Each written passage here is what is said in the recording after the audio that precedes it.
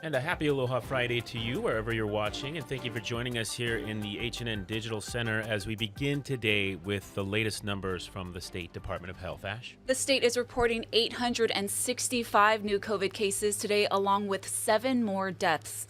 DOH says the latest fatalities include 5 people from Oahu, a man in his 30s, a man in his 40s, a man in his 50s, a woman in her 60s, and a woman in her 80s, as well as a man in his 50s from Maui and a woman in her 60s from the Big Island. Now, the breakdown of cases by island shows 552 on Oahu, 131 on the Big Island, 137 on Maui, 42 on Kauai, and 3 people diagnosed out of state. Right now, the state Senate's Special Committee on COVID-19 is holding a hearing. Hawaii Attorney General Claire Connors testified a short time ago and gave an update on her office's enforcement efforts. Here's what she had to say. We continue to focus most of our efforts on the Safe Travels program, and there continues to be press in a good way because it helps us with deterrence about the things that our department has been doing. So we continue to focus on the fraud that we know is inherent in a system like Safe Travels, where we have the volume of folks coming through. So when we, either through our screening processes at the airport or reports from the community, and again, I encourage folks to report things that they see. Those provide us the kinds of tips that we need, and we will follow up on every single tip that we receive. We are investigating these cases, and we are prosecuting them. As of this past week, arrested 7 different individuals for attempting to get into the state using a fraudulent vaccination card.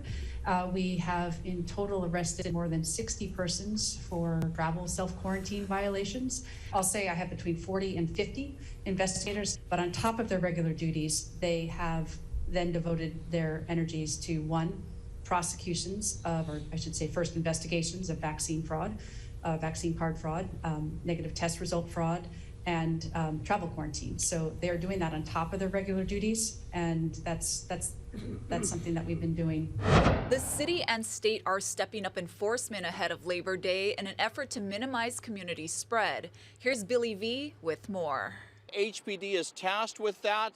They also have additional resources such as ATVs. They're supposed to increase their presence at the beaches. But there's DLNR, the Department of Land and Natural Resources. This is the administrator, Kurt Cottrell. Kurt, good morning. Hey, good morning again. Hey, you've been with DLNR for 30 years.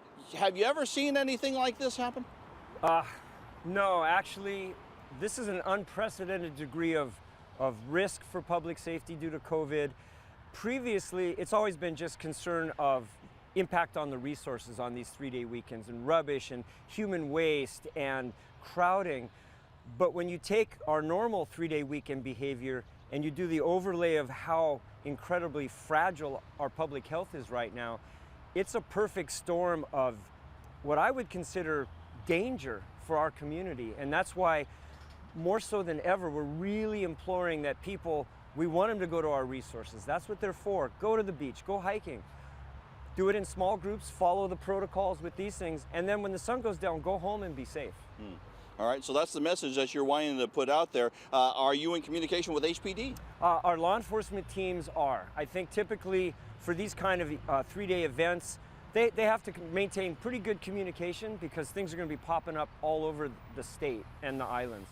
And then do you have enough personnel to take on jobs like for a weekend like this weekend? No. DLNR never has enough people. We would have enough law enforcement if everybody followed the rules. Simple. If everyone just followed the rules and behaved responsibly, our law enforcement team would be big enough. What makes it inadequate is that there are more infractions and violations and bad behavior on multiple levels than we have law enforcement staff to cover it all. And same with us at state parks. We don't have enough park caretakers to service all of the park units at the quality that I wish we did, particularly with these 3-day weekends, because it's a big impact on our park units when you have large people. Last thing for you is that social media is also paying attention to that now as part of your purview in protecting. Yeah, social media is the game changer. It allows us to spread misinformation and wrong information as a society, at even greater levels. And so when you couple typical 3-day weekend behavior with social media pushing behavior in larger numbers to places with COVID, it's really dangerous, I think. It's very unsafe. Kurt Cottrell, once again, asking you to do not gather in large groups and enforcing that message that also the state is wanting to pass along to everybody on this 3-day weekend.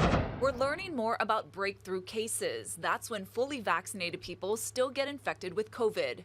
The Department of Health says out of more than 880,000 fully vaccinated Hawaii residents, about 2,400 have become infected. That's a rate of about 0.3%. Breakthrough cases also make up about 7% of Hawaii's total infections this year. Health officials say 68 fully vaccinated people have been hospitalized and 8 have died from COVID complications. However, the vast majority of hospitalized COVID patients are unvaccinated. DOH is also investigating 70 COVID clusters across the state. This includes several outbreaks at restaurants. 2 clusters in July and August were tied to a large Oahu restaurant chain at 2 locations. This involved a total of 40 cases.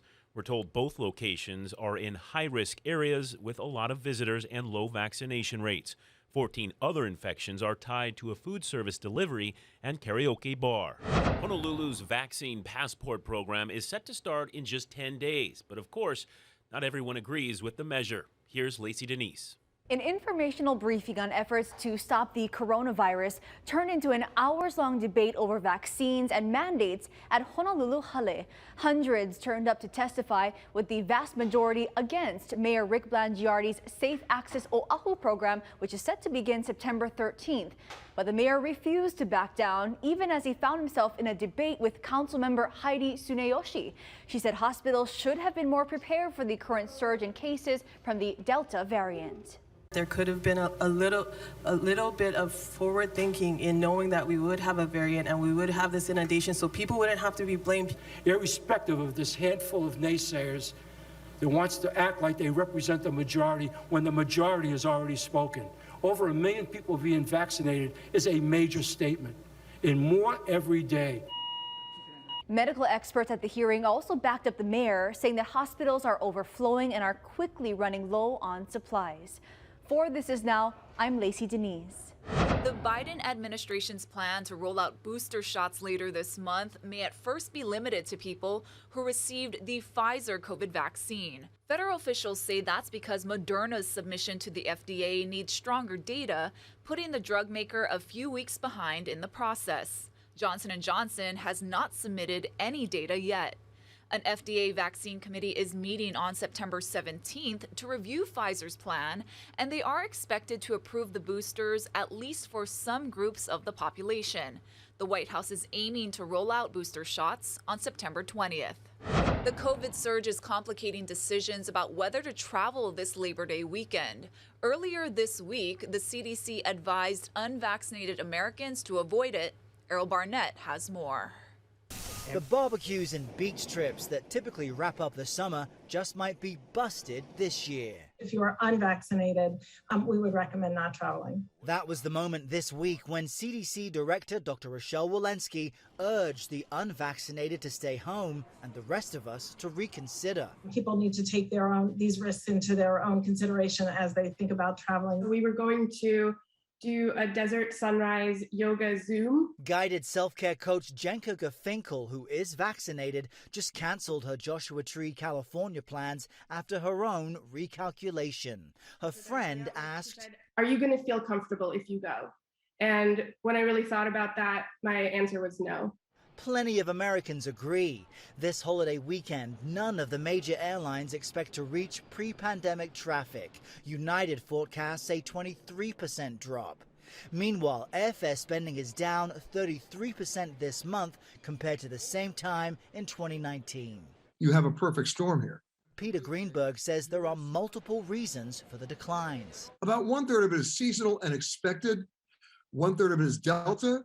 And 1/3 of it is the European Union proposing new restrictions on American travelers. Earlier this week, the U.S. was removed from the EU's safe list, which means quarantine and testing requirements are more likely for Americans. If you're still scared, just don't go out, stay home. Back here in the US, Ariana Vermillion and millions of others are sticking with their holiday travel plans. We've been waiting for this trip for a long time because we had to cancel last year. While Finkel feels like scrapping an itinerary should come with no shame. You know, this is the right thing for you to do to feel safe and protect yourself and protect others. Errol Barnett, CBS News, Washington. And focusing here locally, we wanted to bring in Howard Dykes from Sunrise with us. Howard, we're hearing all those warnings nationwide about holiday travel. Traditionally, has Labor Day weekend been a big weekend for us here in Hawaii? We usually get a spike from California, and of course, even in the COVID slump, that's where we have been getting most of our visitors. So had it not been for the surge that we've had lately, we would have expected some kind of bump for this weekend. Does it seem like people are heeding those warnings? We spoke with Hawaiian Airlines COO John Snook on earlier in the week. He said he was pretty vague when we asked him about ticket bookings, as they are, because they have financial things to worry about. But what are things looking like for most of the airlines, especially here in Hawaii, and even looking forward into the winter? It's not looking well. In July, we had several days with more than 30,000 arrivals a day. In recent days, it's been less than half that. So there's a very significant number of people who aren't coming, more than I think can be justified by just explaining the onset of shoulder season, which usually doesn't start this soon. But apart from that, and the reason I think it isn't going to be even worse, is some people are coming because they would lose thousands of dollars if they canceled. So many of their bookings are non-refundable. That's right, because things have changed booking-wise. They were pretty forgiving early on in the pandemic, right? And that's not really the case anymore. Right, and of course, it's not just airlines. This applies to hotels and especially to bookings for tours. Public school enrollment is down, and homeschooling numbers are up. Around the time schools first shut down in spring of 2020, Hawaii's homeschooling rate was 4.5%, according to the census. By October, that nearly doubled. Parents told us they chose homeschooling because it was safer for their children. More people homeschooling, so a lot more diversity of the kinds of people, people who are full-time parents who never intended to homeschool or homeschooling because they want to keep their kids safe.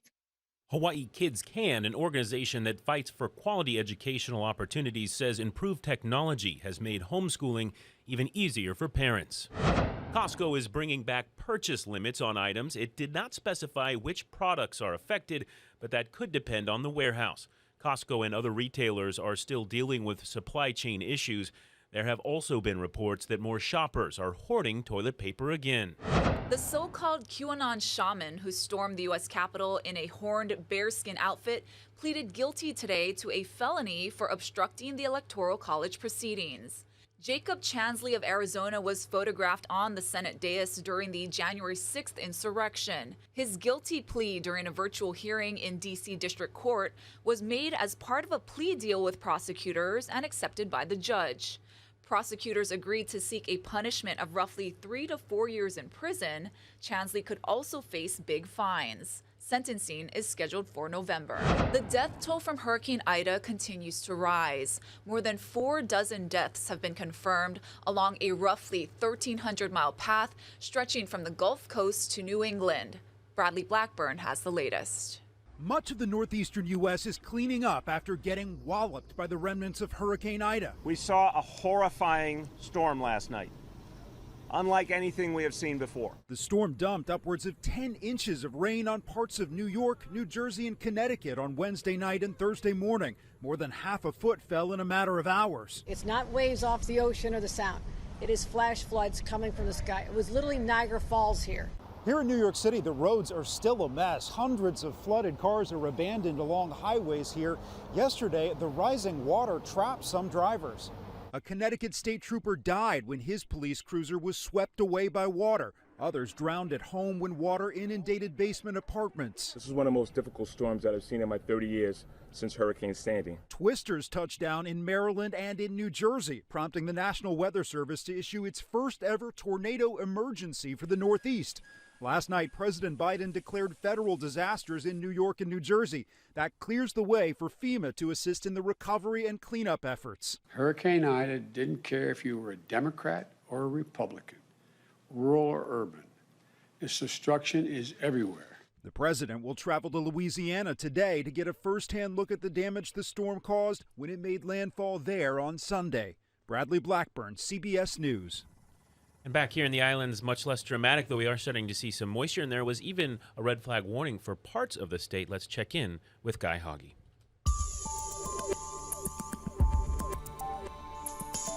How's it on this Friday? The breezy traders will continue today and tomorrow before really dropping off on Sunday. There is some upstream moisture, but not a whole lot. So we're likely to see a few windwarded Malka showers tonight and tomorrow morning before they ease up starting on Sunday. And on Sunday, we could see some pop-up showers in the afternoon. There are those trade winds running brisk and breezy out there.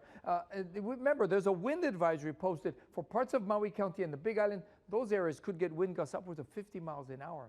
Now, the surf's going to be rising. We've got a little southeast swell coming into south and east shores. Not a big swell, and it's a little bit choppy, especially on the windward side, and the UV index is still extremely high at 12. Now, we'll get lots of sunshine over the next several days. The difference being breezy trade winds today and tomorrow, really dropping off on Sunday. So there will be a few windward and Malka showers today and tomorrow, mainly in the overnight and early morning hours. And then starting on Sunday with the light winds, the weather pattern changes. We'll likely get some afternoon pop-up showers, maybe even some spotty downpours. Keep it here on Hawaii News Now. We'll have all your severe weather updates. 2 women surfers are making waves in and out of the water. They're fed up with fat shaming and are determined to prove that every shape is beautiful. Here's Stephanie Lum. This is me last week at T-Bay. Kaena Gilman Moeai took to TikTok. When I surf, I get a lot of comments that are like, oh, did you see that big girl catch that wave? To stand up against bullies making fun of her body. Oh, how long is your board? I'll film how long my board is, and they'll be like, oh, that's the reason why you can catch all these waves. Like, fat shaming period is weak. I've actually gone through this for so long, not even just the surfing world, but just existing period. Growing up, I got bullied in high school. I love surfing. My family's been doing it for years. I grew up with a bunch of athletes. The Laie natives' bravery struck a chord with tens of thousands. I had more people DM me who are Native Hawaiian and people from the island who's like, I have a hard time surfing because people look at my body. They don't respect me out in the lineups. The 26-year-old says this woman, Elizabeth Sneed, inspired her to speak out. The mantra that I used for the first year I surfed is, if you don't like it, don't look at it. Originally from Texas, Sneed moved to Hawaii a year ago. She first started longboarding in 2012 and got the same discrimination. I was over 210 pounds, 5 feet tall, clinically obese. And I couldn't find surf suits. I got a ton of people saying that, there's no way I could surf, that I was a stunt double for somebody else. On the ocean, she had an epiphany. The world had never seen a plus-size surfer on a large platform like an Instagram. They were out there and they did exist, but they weren't branded as such, so no one could find them. And I became the first. She launched Curvy Surfer Girl Movement, a platform for plus-size female athletes to inspire and encourage one another and clear up misconceptions about female surfers. Queen Ka'ahumanu was one of the high-ranking elites. She is a well-documented surfer, plus-size woman. Sneed says people's views of female surfers changed once it became a business run by men, leading to the marketing of only slender and younger surfer girls. We see these large uncles surfing, uncles that are over 250 pounds on paddle boards. And sometimes the reaction isn't positive because they're conditioned to believe that women should lose weight. People can say what they want. Kaena and Elizabeth will still be out there in the lineup. And that we are enough, and what we decide to look like is none of your business. It's our business. It's our bodies. I'm more than my body size. I'm more than just a person who surfs. Always approach everybody with aloha. That was Stephanie Lum reporting. You can hear more of her conversation on the Mothership podcast. In just 1 year, Curvy Surfer Girl Movement got brands like Rip Curl, Billabong, and Roxy to feature more plus-sized women surfers. 3, 2, 1.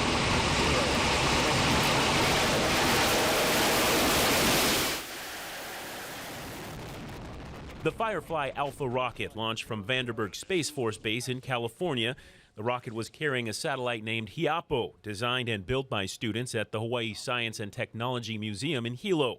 But unfortunately, the remotely piloted rocket exploded about 2 minutes after liftoff, just as it reached supersonic speed.